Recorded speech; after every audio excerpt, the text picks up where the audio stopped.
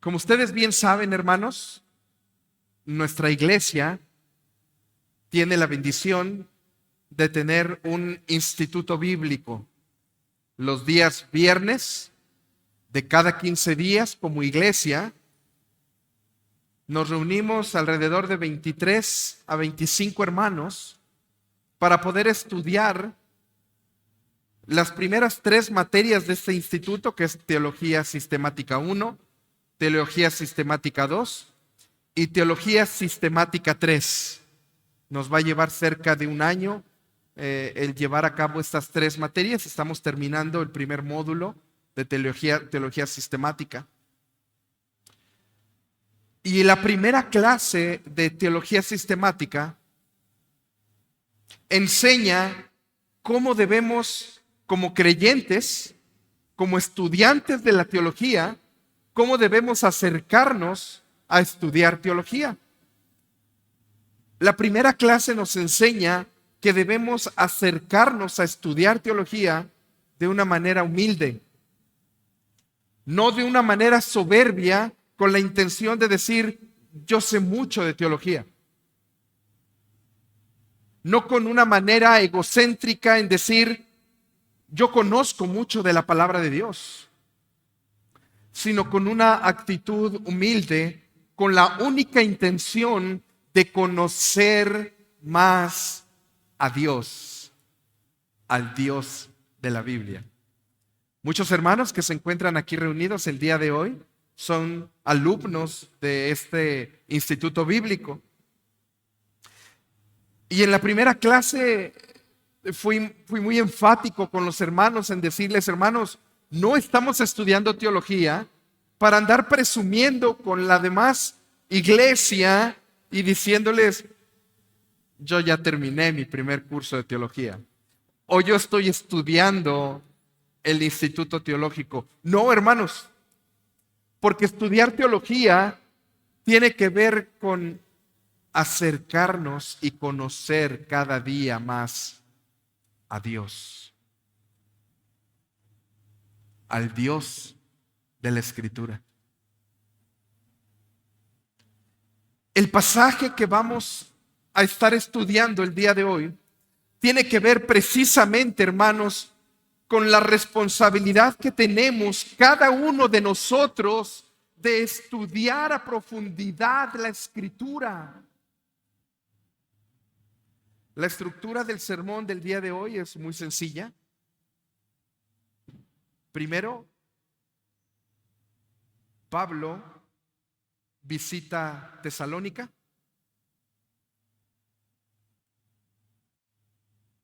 El segundo apartado, el apóstol Pablo visita Berea, también otra ciudad importante. Y por último, Pablo visita Atenas.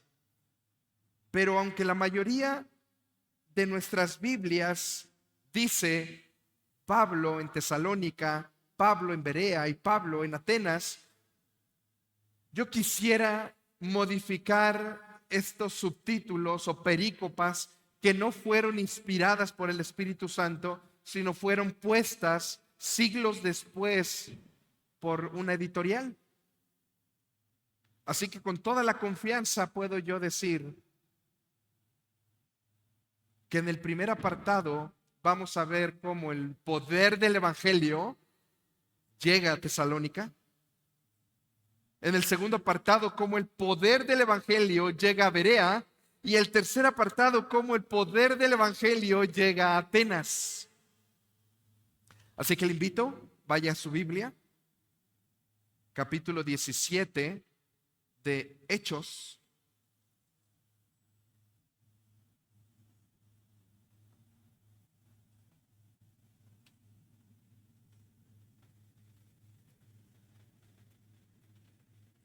Capítulo 17 de Hechos.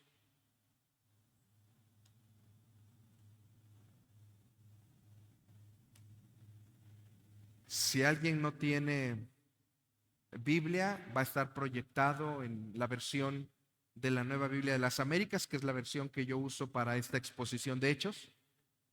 Dice el verso 1, acompáñame por favor.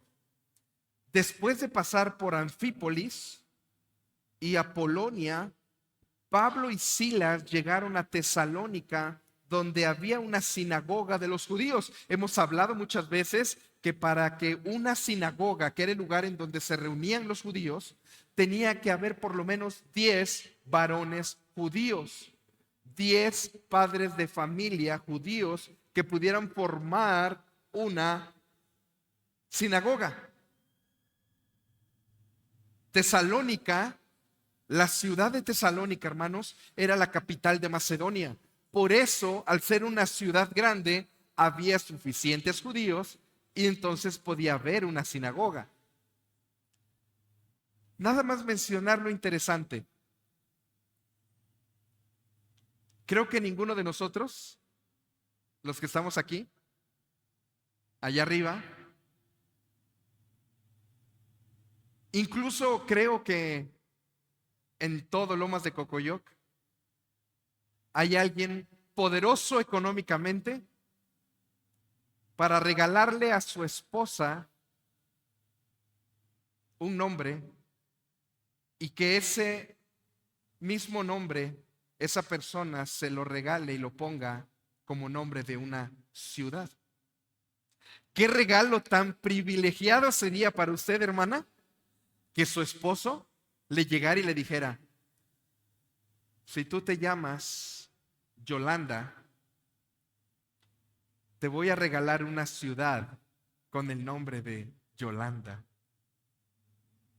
Gran regalo, ¿no? Hermanos, Alejandro Magno, que fue uno de los grandes, que formó uno de los grandes imperios y ejércitos de Grecia, no tuvo hijos. Así que entregó el imperio a 3 de sus principales coroneles, y uno de ellos estaba casado con la hermana de Alejandro Magno. ¿Y cómo cree que se llamaba? Tesalónica. Así que este hombre guerrero, que había conquistado Grecia 300 años antes de Cristo, dijo: esposa mía, literal, esta ciudad llevará tu nombre. Y Tesalónica llevaba el nombre de la esposa de ese coronel griego. Así que Tesalónica, aunque había sido fundada mucho tiempo antes, el nombre de Tesalónica viene 300 años antes de Cristo. Qué gran regalo para esa mamá en ese día.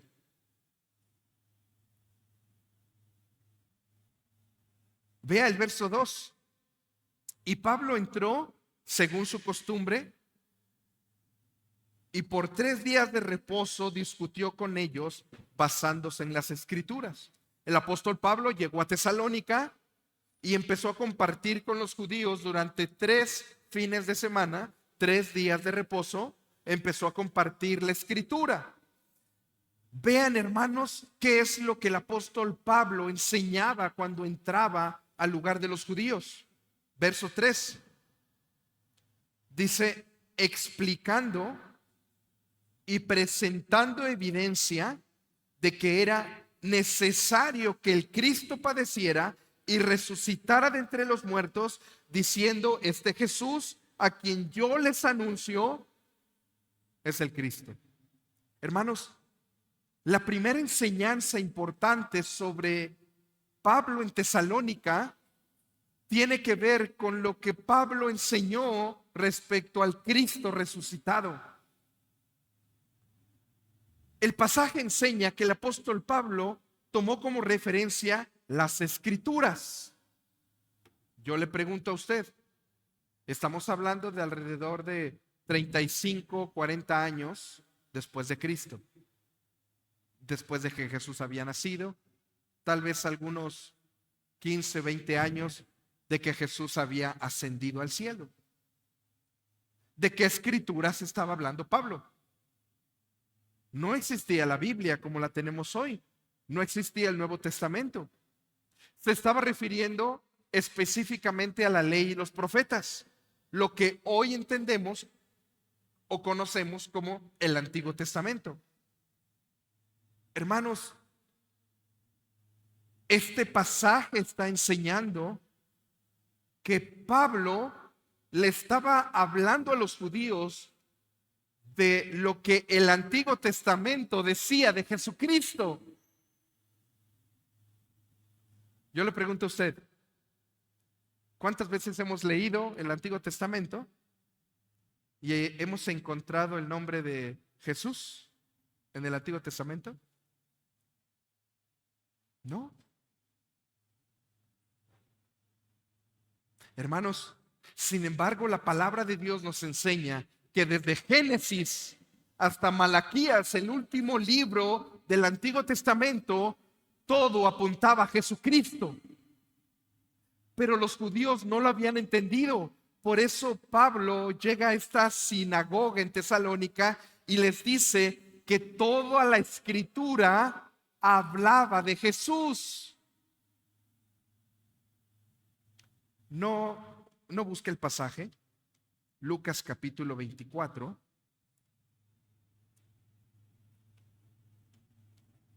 Verso 24. Si usted quiere anotarlo, anótelo. Yo voy a darle lectura. Lucas 24, verso 24. Cuando Jesús resucitó, se encuentra con unos discípulos y les dice, y comenzando desde Moisés y siguiendo por todas las escrituras, perdón, estoy en Lucas 24, 27. Lucas 24, 27. Y comenzando desde Moisés y siguiendo por todas las escrituras, por todos los profetas, les declaraba en todas las escrituras lo que de él decían. Moisés dice que, el Señor Jesús está diciendo que Moisés hablaba o habló de Jesús. Hermanos, ¿en qué momento vemos que Moisés haya hablado de Jesús? Si estudiamos la palabra de Dios por encimita, vamos a decir, no, pues Moisés nunca habló de Jesús. Si estudiamos la palabra de Dios por encimita, vamos a darnos cuenta que los profetas no hablaban de Jesús como tal con el nombre de Jesús.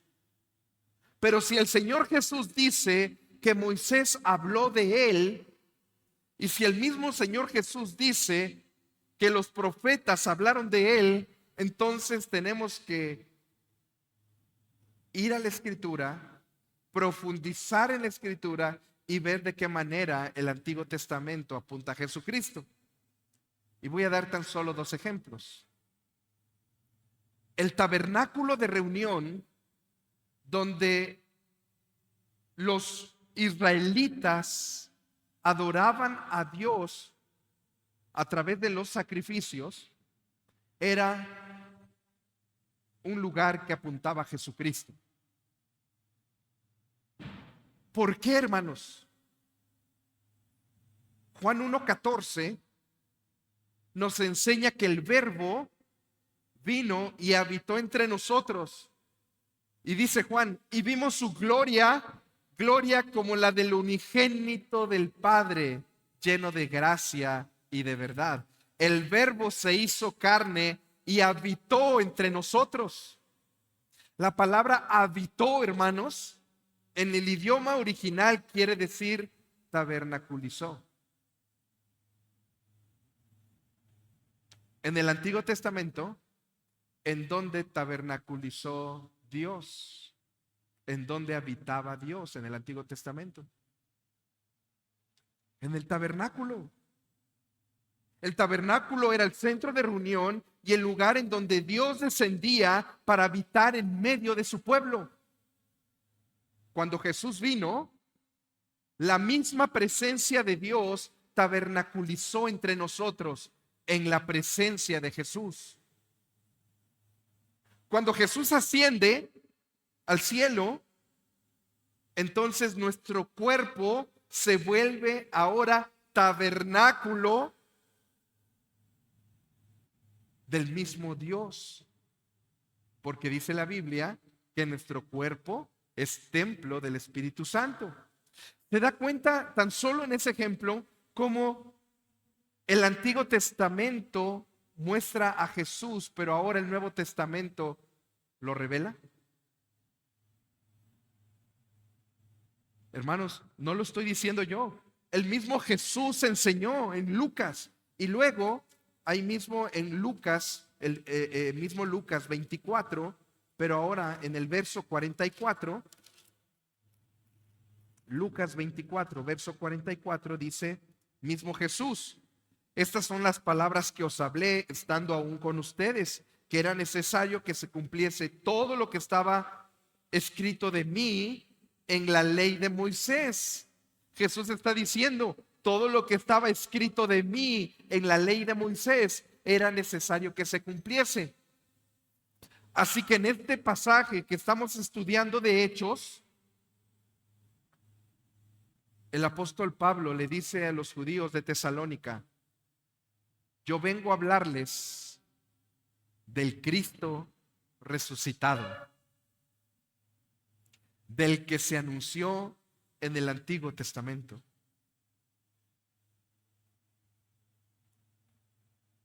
Debemos de tener mucho cuidado, hermanos, de enseñar el Antiguo Testamento y dejar fuera de esa enseñanza al Cristo resucitado. No podemos enseñar la historia de David y Goliat sin mostrar de qué manera la historia apunta a Jesucristo. No podemos enseñar la historia de la salida del pueblo de Israel de Egipto sin mostrar a Jesucristo. No podemos enseñar la historia de Abraham con su hijo Isaac cuando iba a ser sacrificado. No podemos enseñar esta historia sin dejar fuera de la ecuación al Cristo resucitado. Porque el mismo Señor Jesús enseña que toda la Escritura habla de Él. Pero nosotros tenemos que ver de qué manera esos pasajes apuntan a Jesucristo.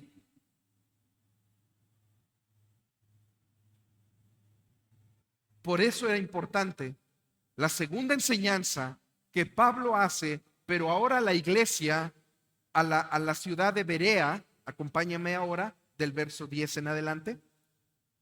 Vamos al segundo apartado. Ya vimos el primer apartado, el evangelio en Tesalónica. Ahora vamos a ver el evangelio en Berea, esta ciudad también muy importante que se encontraba a 80 kilómetros de Tesalónica. Un poquito más de un día de camino. La gente caminaba cerca de 50 kilómetros por día, hermanos. Como de aquí a Izúcar de Matamoros. A Izúcar son como 55, 60 kilómetros. Eso es lo que caminaban las personas por día. Para llegar a Berea seguramente se llevaban día y medio de camino porque tenían que descansar.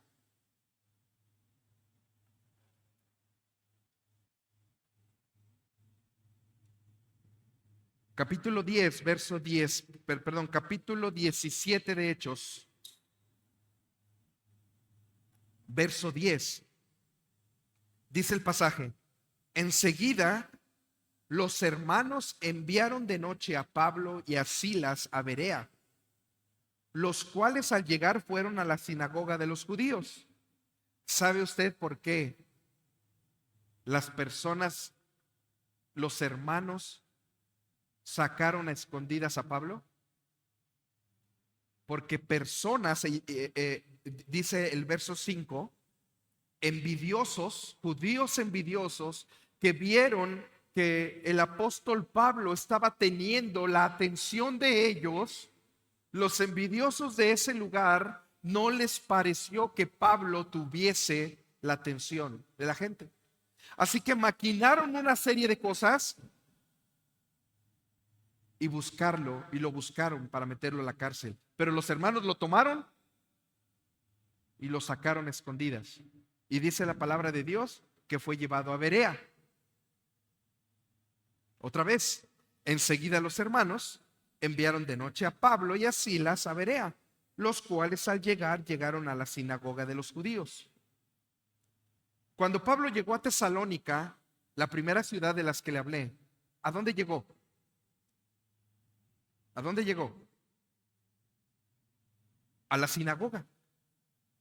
Recuerden que el apóstol Pablo siempre buscaba llegar a la sinagoga. Aunque Pablo sabía que muchos de los judíos no le iban a aceptar, llegaba a ese lugar para que después Pablo pudiera compartir a los gentiles. Hermanos, si Pablo hubiese llegado primero a los gentiles, los judíos ya no hubiesen recibido a Pablo. Era una estrategia que Pablo tenía en su ministerio para predicar la palabra. Y dice el pasaje que los judíos de Berea, vea el verso 11, los judíos de Berea eran más nobles. Hermanos, la palabra noble no quiere decir que eran personas de un alto estatus social, aunque vamos a ver si lo había, pero cuando habla de nobles no quiere decir que eran personas de un alto estatus social o de la nobleza. No, quiere referirse a personas que tenían una intención de escuchar la palabra de Dios. Dice el verso 11, estos judíos eran más nobles que los de Tesalónica. ¿Por qué más nobles de los de Tesalónica? ¿Qué hicieron los de Tesalónica? Quisieron meter a la cárcel a Pablo, pero estos no. Fíjese el verso 11, estos eran más nobles que los de Tesalónica, pues recibieron la palabra con toda solicitud. Es decir, estaban atentos y recibieron la palabra de Dios, así como está usted en este momento. Bien atento a la palabra de Dios.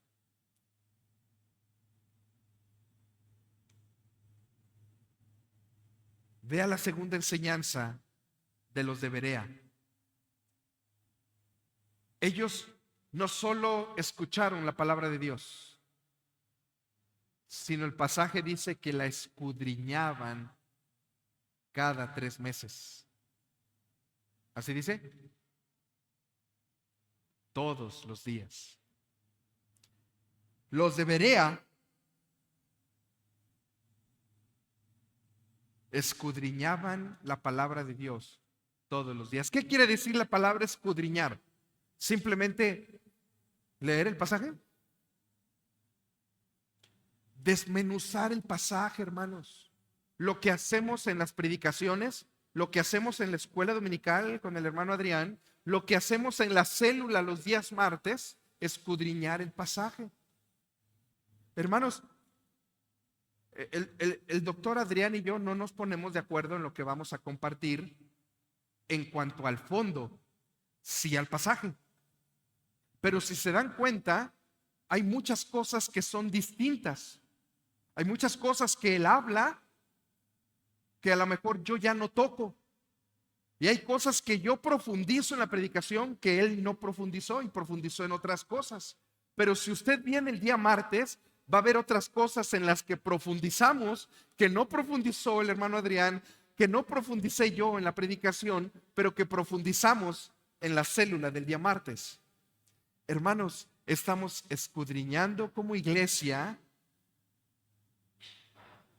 la Escritura.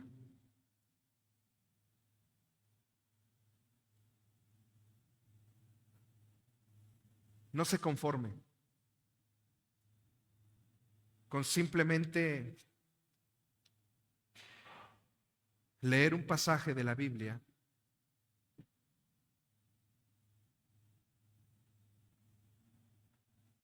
y creer que con eso usted ya cumplió el meditar en la palabra. Si usted lleva un plan de lectura, el plan de lectura no quita el tiempo devocional de escudriñar la Escritura. Si usted lleva un plan de lectura y en su plan de lectura hoy le tocan 4 capítulos, está bien, hermano.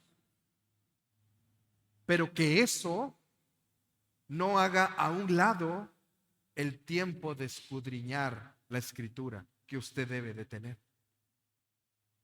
Dice el pasaje que ellos escuchaban a Pablo, el verso 11, dice: estos eran más nobles que los de Tesalónica, pues recibieron la palabra con toda solicitud, escudriñando diariamente la Escritura para saber si estas cosas eran así. Hermanos, yo veo pocos hermanos en la predicación del domingo. Veo pocos hermanos tomando notas. No se quede con lo que el pastor le diga, hermanos, porque yo me puedo equivocar. Yo agradezco que confíe usted en su pastor, que confíe en que su pastor va a buscar en exponer fielmente la palabra. No se confíe mucho. Si usted escucha algo, traiga su cuaderno de notas y vaya: el pastor dijo que Lucas mencionó esto. Vaya usted en casa y escudriñe si lo que yo dije es verdad en cuanto a la Escritura. Los de Berea esto hacían, y así como iglesia debemos hacer, hermanos. Y antes de pasar a la tercera y última enseñanza del día de hoy, recapitulemos un poco sobre el tema de escudriñar las Escrituras, porque sólo así conoceremos al Cristo resucitado.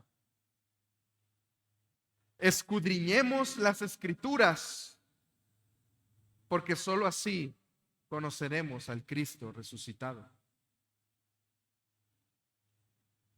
En el primer apartado, Pablo les habló de las Escrituras del Antiguo Testamento, que hoy conocemos así, conocidos por ellos como la Torá o el Tanaj, que era todo el Antiguo Testamento que hoy conocemos.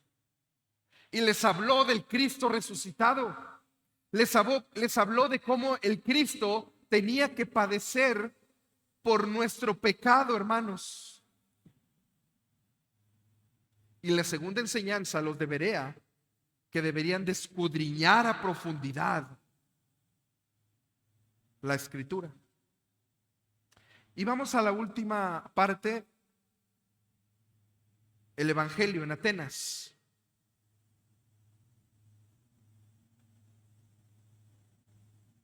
La ciudad de Atenas llevaba el nombre de una de las diosas más importantes de la mitología griega, Atenea. De hecho, Atenas tenía en lo más alto, en la Acrópolis, que quiere decir en un lugar elevado, tenía el famoso templo de Atenea. Era un lugar específico para esta diosa. Sin embargo, algunos creen que en el tiempo del apóstol Pablo, los atenienses tenían alrededor de 70,000 dioses. 70,000 dioses. Hay un autor de un libro que dice que era más fácil encontrar un dios que un hombre.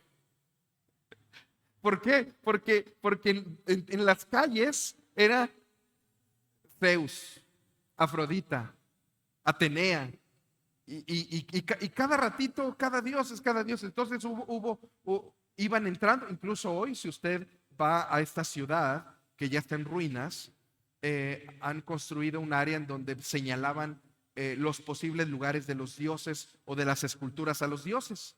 Pero en aquel entonces hay escritores que dicen que era más fácil encontrar una escultura a un dios que una persona caminando. 70,000 dioses, hermanos. Y vea cómo inicia el apóstol Pablo este pasaje. Verso 16. Recuerde, estamos en el capítulo 17. Vamos al verso 16, el último apartado. Mientras Pablo los esperaba, estaba esperando a Silas y a Timoteo, su espíritu se enardeció dentro de él, se enojó. al contemplar la ciudad de Atenas llena de ídolos. Así que discutía en la sinagoga con los judíos y con los gentiles temerosos de Dios, y diariamente en la plaza con los que estuvieran presentes. Verso 18. También discutían con él algunos de los filósofos, los picudos, digo yo, los epicúreos es la palabra correcta, y los estoicos. Y algunos decían, ¿qué quiere decir este palabrero? Parece ser un predicador de divinidades extrañas. Decían otros, porque les predicaba a Jesús y la resurrección. ¿De qué les predicaba Jesús? De Jesús y de la resurrección. Pablo les decía, el hijo del carpintero, el hijo de José, el hijo de María, es el Cristo, el prometido por Dios para liberarlos de su pecado. Y al morir en la cruz por su pecado, resucitó al tercer día. Esto es lo que el apóstol Pablo les predicaba a los atenienses. Eso es lo mismo que desde hace 2000 años predicaba Pablo, y es lo mismo que usted y yo debemos compartir con la gente que está muriendo sin Cristo.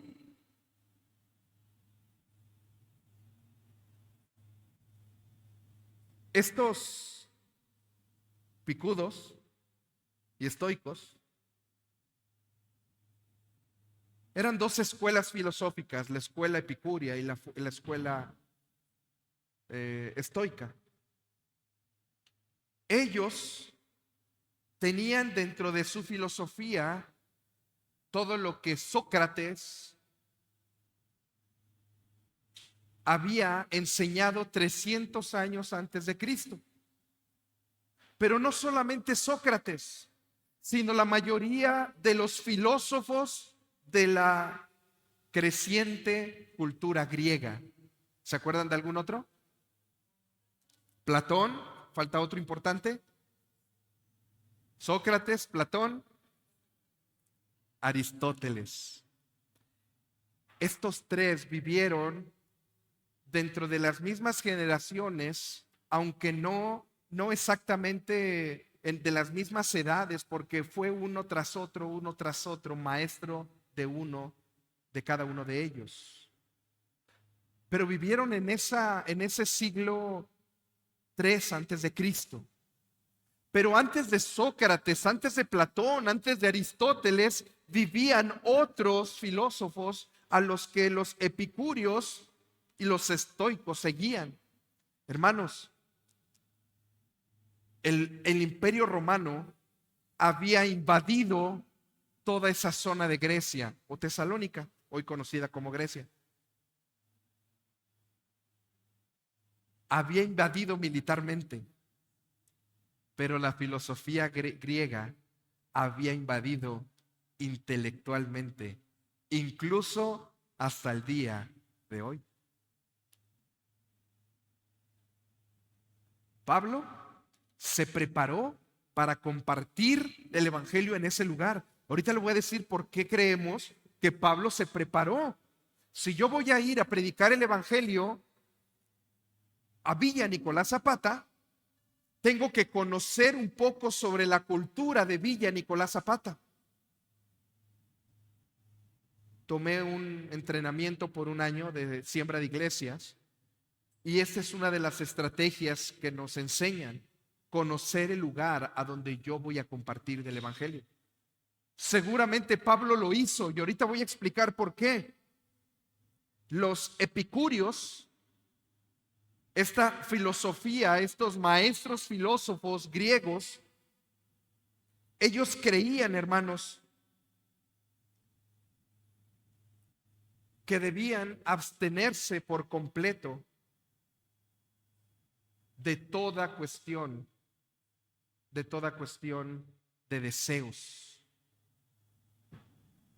La otra filosofía creía lo contrario. La otra filosofía creía que deberían de vivir al máximo la vida deseando que los placeres de la carne se les diera rienda suelta. ¿Le parece algo relacionado al día de hoy de nuestro contexto? La mayoría de la gente hoy busca dar satisfacción a su carne, tener una satisfacción emocional. Por eso hoy muchos de los jovencitos o de las jovencitas buscan el sexo prematuro, porque hay que darle rienda suelta a la carne. Por eso hoy en día también muchos de nuestro entorno, muchas personas de nuestro entorno buscan tener la felicidad a como dé lugar. No importa pasar por encima de quién. Lo importante es que yo sea feliz. Lo importante es que yo no sufra. La otra filosofía era todo lo contrario. Decía, hay que sufrir. Hermanos, estas dos filosofías son totalmente contrarias al Evangelio y le voy a decir por qué. Sin duda el Evangelio nos llama a ese sufrimiento, pero no para buscar una salvación, porque ya hemos sido salvos. El Evangelio nos llama a un sufrimiento a causa o por la causa de Cristo, por lo que Cristo hizo ya en la cruz del Calvario por usted y por mí. ¿Conoce usted personas que han dejado la droga sin necesidad de Cristo? Yo sí conozco muchas personas que han dejado el alcohol, que han dejado el cigarro, incluso los que practicaban el adulterio han dejado de engañar a su esposa y muchos de ellos no conocen de Jesús. ¿Esto es posible? Sí, hermanos. ¿Es posible dejar muchas de esas cosas sin Cristo? Sí. Pero el dejar eso no te va a acercar al Cristo resucitado.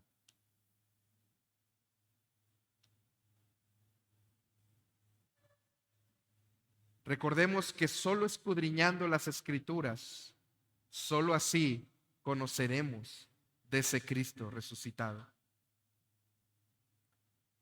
El apóstol Pablo, al finalizar este tiempo con los atenienses, acompáñeme por favor, verso 22. Entonces Pablo, poniéndose en pie en medio del areópago, el areópago era un área en donde los atenienses usaban como si fuera un tribunal o si fuera una corte, en donde a las personas de ese lugar o extranjeros se les pedía cierta o se les hacía justicia. Era un tribunal como si fuera hoy un juzgado.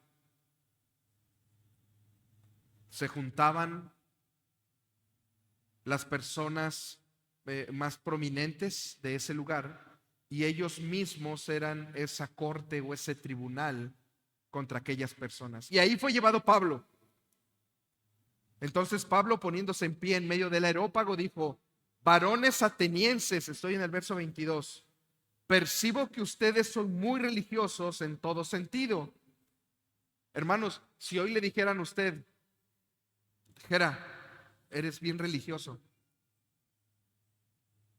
como que nos ofenderíamos, ¿no? Hermanos, el apóstol Pablo no está usando en ese contexto la palabra religioso. Cuando Pablo les habla a ellos, les habla, cuando les dice religiosos, ellos, esta palabra que usa, ellos lo entendieron de esa manera, entendidos de las cuestiones de dioses.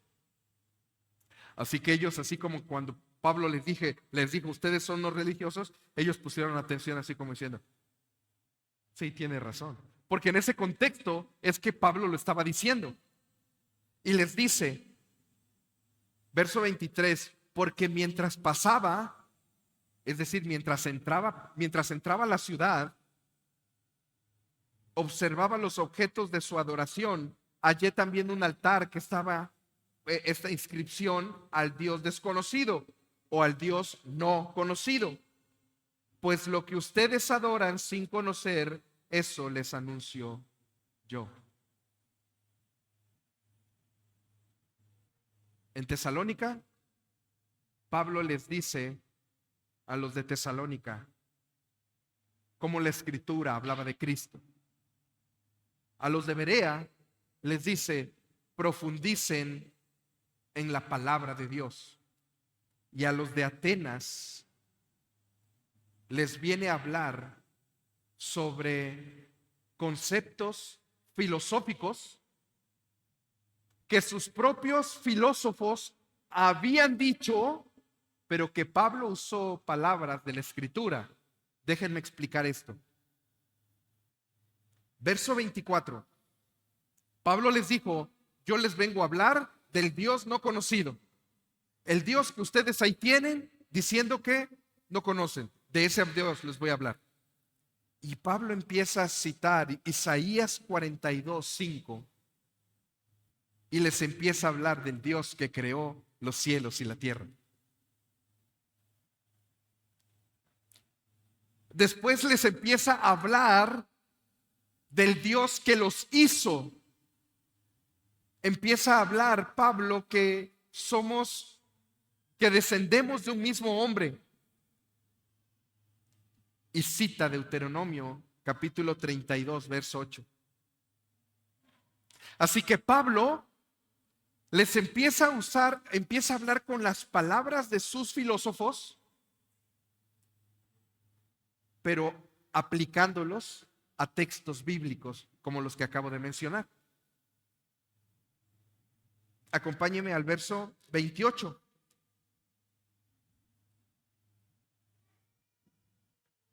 Epiménides era uno de los filósofos del tiempo antes que Sócrates, antes que Platón. Ellos vivieron alrededor de 300 años antes de Cristo, pero Epiménides vivió 500 años antes de Cristo. Y Pablo va a citar unas palabras de Epiménides, verso 28, porque en él, hablando Pablo de Jesús, porque en él vivimos, nos movemos y existimos, así como algunos de los poetas, hablando de los filósofos, dice Pablo, así como algunos de los filósofos de ustedes ha dicho. Esta frase del verso 28 es de este filósofo griego, Epiménides, porque en él vivimos, nos movemos y existimos. Pero Pablo usa esta misma frase para hablar de Jesucristo. Pero adivine, Epiménides, ¿de quién se estaba refiriendo? A Zeus, al dios de la mitología griega. Así que mientras los filósofos hablaban sobre palabras que los filósofos anteriores habían hablado sobre Zeus, el dios de la mitología griega, el apóstol Pablo estaba hablando con la misma frase, pero del Cristo resucitado. Por eso entendemos que Pablo había conocido de la historia del lugar a donde él iba a predicar el evangelio. La segunda frase, todavía del verso 28, la segunda frase dice, porque también nosotros somos linaje suyo. Y otra vez el apóstol Pablo vuelve a usar palabras que el filósofo Arato Soli, 300 años antes de Cristo, usó para referirse a Zeus. Pero Pablo lo usa para referirse al Cristo resucitado.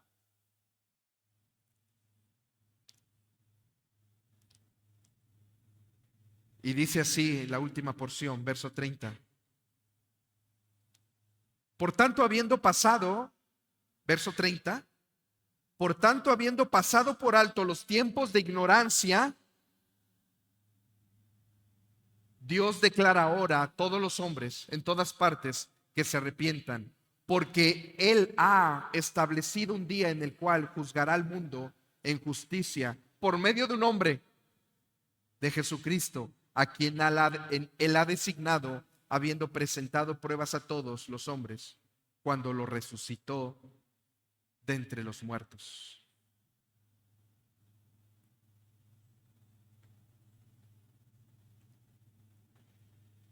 Yo quiero invitarte, hermano, en esta tarde.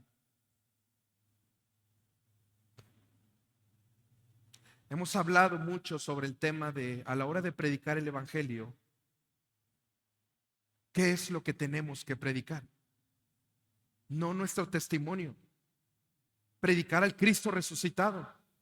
Enseñarle a las personas que necesitan arrepentirse de su pecado y seguir al Cristo resucitado. Esta última porción, hermanos, nos debe desafiar a que como cristianos poder estar escudriñando en la Escritura.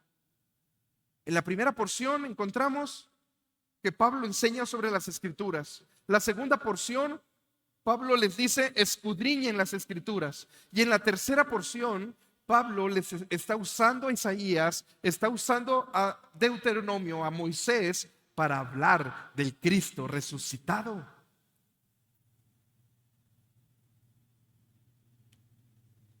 Recuerda, hermanos, que solo escudriñando la Escritura podemos conocer al Cristo resucitado. Yo quiero invitarle, hermano, iglesia, que concluyamos este tiempo meditando qué tanto de esa idolatría que los atenienses tenían, sigo teniendo. Pastor, pero yo no ando adorando a Zeus, ni ando adorando a Atenea, ni ando adorando a Afrodita, ni... No, hermanos. La idolatría es todo aquello que quita el lugar de Dios. Puede ser tu trabajo, puede ser tu dinero, aquello en lo que tú estás depositando tu confianza, en eso está tu idolatría.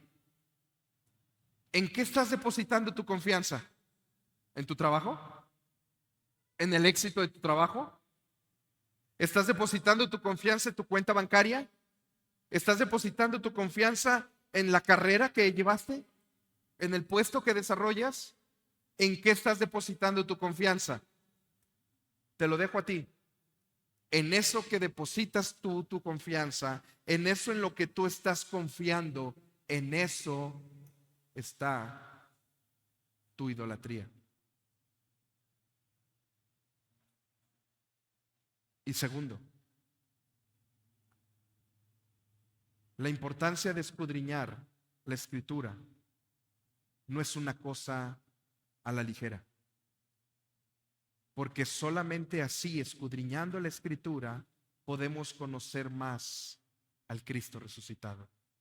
Y así termina el apóstol Pablo diciendo, porque Él un día nos juzgará. Hermanos, seremos juzgados por ese Cristo resucitado.